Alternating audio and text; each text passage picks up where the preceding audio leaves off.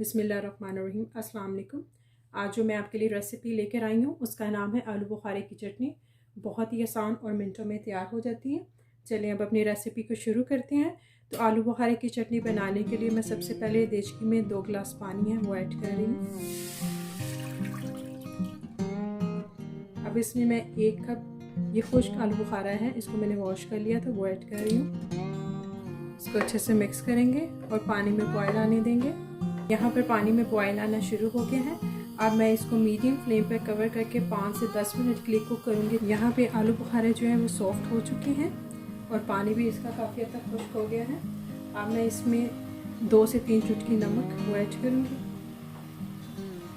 चौथाई खाने का चम्मच काली मिर्च पिसी हुई,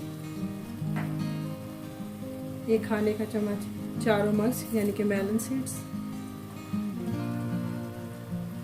10 से 15 बादाम। मिक्स करेंगे इसको।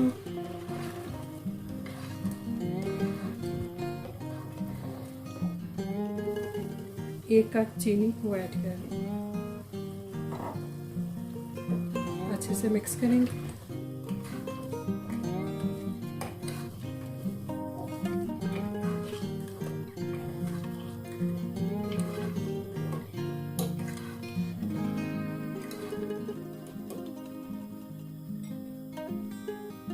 एक चुटकी जो है रेड फूड कलर वो ऐड करेंगे, इसको मिक्स करेंगे।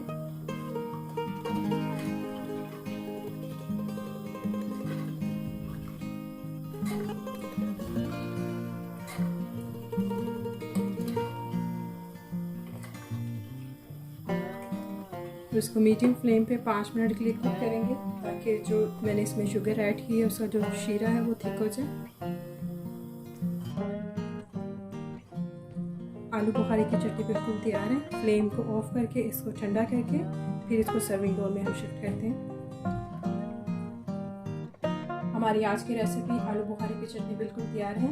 अगर आपको ये रेसिपी अच्छी लगी तो उसको लाइक एंड शेयर कीजिएगा, चैनल को सब्सक्राइब कीजिएगा। मिलते हैं अपनी नई वीडियो में, अपना ख्याल रखिएगा। अल्लाह हाफिज़।